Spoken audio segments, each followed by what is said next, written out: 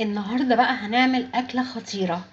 اكله يعني ناس كتير بيقولوا لي لا ما بنعرفش نعملها، ما بتطلعش حلوه، بيطلع ليها ريحه.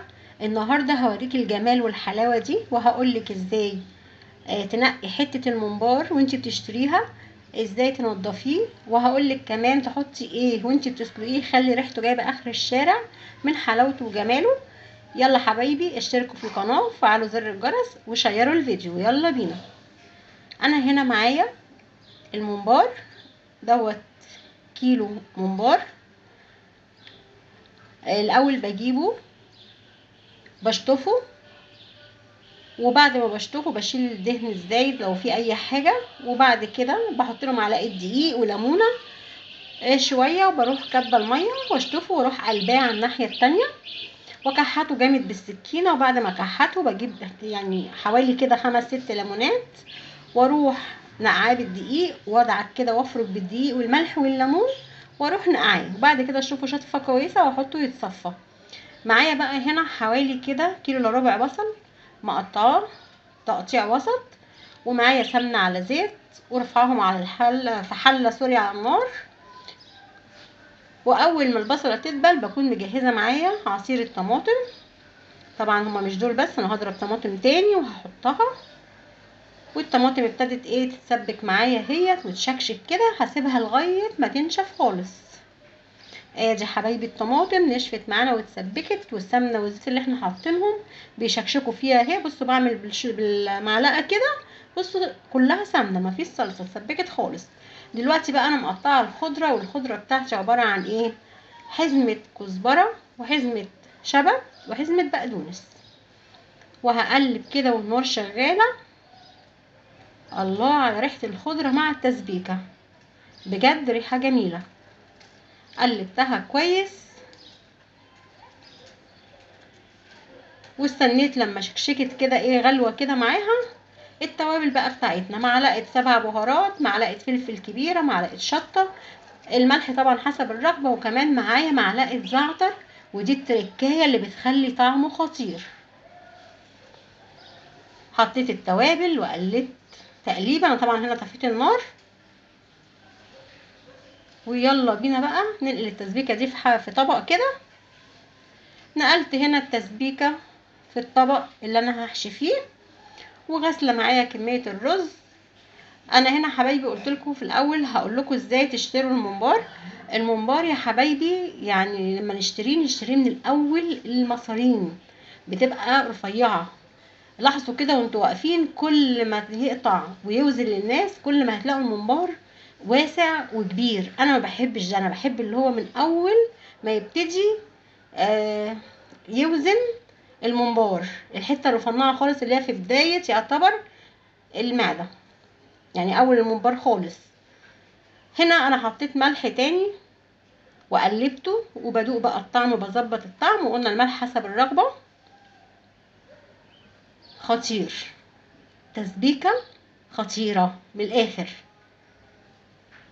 يلا بقى بينا هوريكم ازاي تحشوا، يا رب يكون 5 كيلو هتحشوهم بكل سهوله. بصوا انا هنا الممبار طبعا كنت حاطاه في مصفى يتصفى، وبمسك الممبار كده بصباعيني زي ما احنا شايفين، وهحشي بالصباعين اللي في النص واحد قصاد واحد كده، بزق كده الرز جوه، ما بتاخدش ثانيه. وهنشوف هحشي معاكم 1 و2 و3 علشان نشوف ازاي يعني الطريقه دي سريعه جدا في الحشو. شايفين يا حبايبي؟ بعبي كده فيه شويه رز اهوت، وبعد كده بفرده بالراحه. انا ما بقلبش الممبار، بسيب الدهن جوه، يعني بعد ما بنضفه ما بقلبوش تاني زي ما كنت جايباه، لا بسيب الدهن دوت جوه، بيدي طعم حلو جدا مع الممبار. ولازم يبقى رقيق خالص، محشوهوش جامد. تاني يا حبايبي اهو، انا هنا كنت بقول لكم الدهن اللي فيه انا مخليه من جوه، وبفتح كده اهو الدهن اهو بوريه لكم، وبفتح كده بصباعيني الممبار، وبالصباع اللي في النص كده بزق الرز على الممبار اللي معايا، بيتحشي وبيبقى زي الفل وما بياخدش ثانيه. وبفرده وكمان لازم تعملي رقيق خالص علشان الرز بيزيد وما يفرقعش منك وانتي بتسويه. لو وصلتوا معايا لغايه هنا ما تنسوش تشتركوا في القناه وتعملوا لايك وتفعلوا الجرس، وكمان تشيروا الفيديو على قد ما تقدروا علشان القناه تكبر بيكم طبعا. بصوا حبايبي الطريقه دي سهله ازاي، مجرد انك تمسكي صباع الممبار بتحشيه في ثانيه وتاخدي اللي بعده. انا هنا بوريكم ان لازم سمكه ما يبقاش تخين، رقيق، وهو لما ينزل النار هنشوفه دلوقتي هيبقى حجمه حلو. يعني ما حدش يقول لي لا هيبقى فاضي والرز اللي انت بتحطيه قليل، هيبقى جميل جدا. وانا ماشيه معاكم خطوه بخطوه اهو، وبوريكم طريقه الحشو بتاع الممبار ازاي سهله وبسيطه.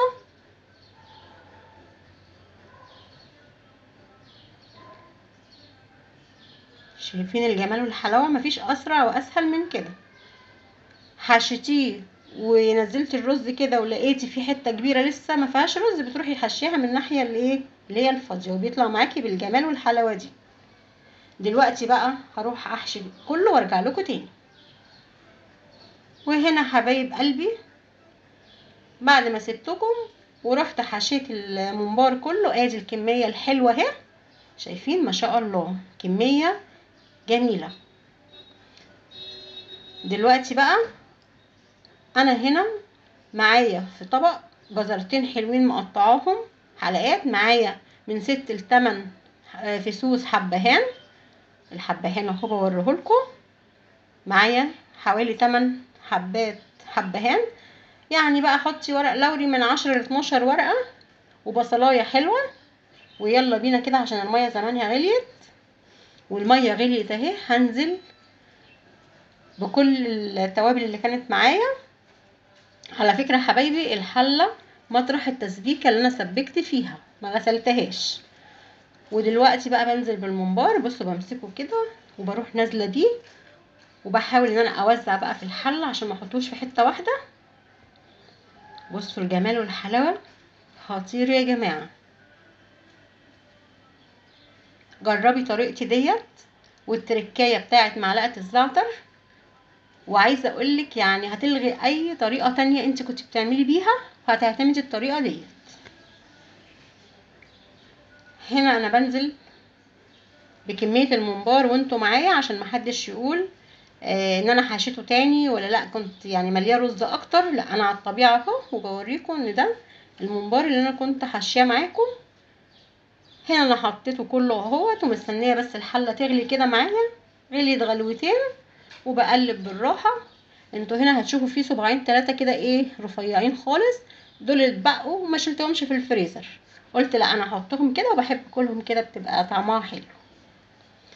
اول ما غلي كده حوالي 5 دقايق وانا مواربه الحله عليه، جبت عودين كرفس، دول طبعا متفرزين جايباهم من الفريزر، عندك فريش حطي. وهنا بوريكي الممبار اهو يا ست الكل زي الفل. بصوا مش رفيع طبعا، لما نزل الميه والرز مع السوا بينفش معاكي صباع زي الفل. بوطي النار وبقارب الحله عشان ما يفرقعش، وده سر من اسرار الممبار ان هو ما يفرقعش. ما تعليش النار عليه وما تكتميش الغطا بتاع الحله، سيبيه موارب.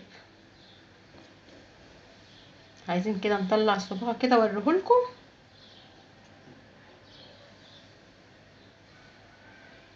الممبار عشان صغير وبجيبه من مكان موثوق فيه. بصوا الجمال والحلاوه. هنشوف كده استوى ولا لسه. بقول لكم عشان بجيب الممبار من مكان موثوق فيه، ده صغير وما بياخدش معايا سوا. الممبار هنا حبايبي استوى وطفيت عليه. ودلوقتي بقى هبتدي ان انا اطلع الممبار من الحله بعد ما اطفي، ما اسيبوش في الشوربه بتاعته علشان ما يفرقعش. هنطلع كده ايه الكرفس والبصل والجزر اللي على الوش ده عشان نعرف ايه نشيل الممبار. بصوا ما شاء الله ما شاء الله بجد على الجمال والحلاوه، والريحه بجد اللي مفحفحه في قلب الشقه كلها، ريحه تحفه طبعا وجميله.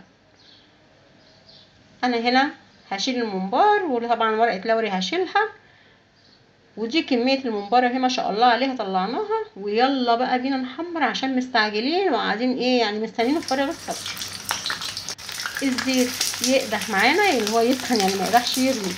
وهنزل بالممبار وهسيبه مش هحركه ولا اي حاجه. وطبعا نبقى واقفين بعيد شويه عشان بيفرقع يا جماعه. وبعد ما ياخد لون هقلبه كده على الناحيه التانيه.